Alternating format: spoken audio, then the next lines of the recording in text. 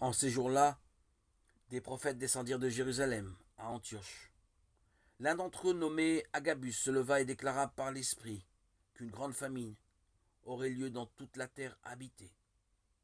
Effectivement, elle eut lieu sous Claude. Acte 11, 27, 28. Alors que le ministère de Jean le baptiseur est mentionné à plusieurs reprises dans le Nouveau Testament, Agabus est le premier prophète dont l'Écriture parle en tant que chrétien faisant partie de l'Assemblée. Dieu révélait quelque chose de nouveau. L'Église a pris naissance à Jérusalem. Le jour de la Pentecôte, elle a commencé avec des croyants juifs. Ensuite, Dieu a sauvé des hommes des nations et les a ajoutés à l'Assemblée. Acte 11.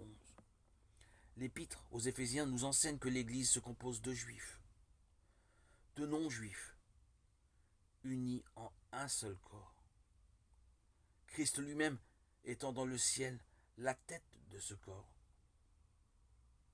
Au début, les croyants à Jérusalem avaient volontairement vendu leurs maisons et leurs terres et en avaient mis le produit aux pieds des apôtres pour le distribuer selon les besoins communs. Acte 4, 34-37. Ils avaient placé leur trésor dans le ciel. Lorsque la persécution a surgi et qu'ils ont dû fuir, ils n'auraient pas pu de toute façon conserver leurs biens. Avec quelle sagesse l'Esprit de Dieu dirige tout.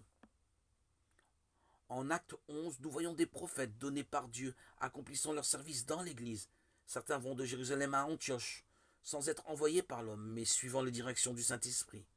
L'un d'eux, Agabus, se lève et prophétise par l'Esprit qu'une grande famine aura lieu à l'échelle mondiale.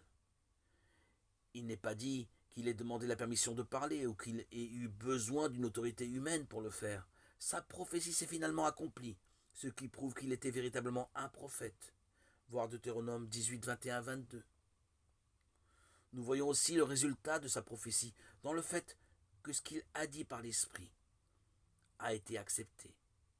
Les frères, originaires des nations poussés par l'amour de Dieu, versés dans leur cœur par l'Esprit Saint, Romains 5, 5, ont décidé de donner, chacun selon ses ressources, pour les besoins de leurs frères juifs en Judée. Ils ont mis à exécution leur décision, acte 11, 29, 30.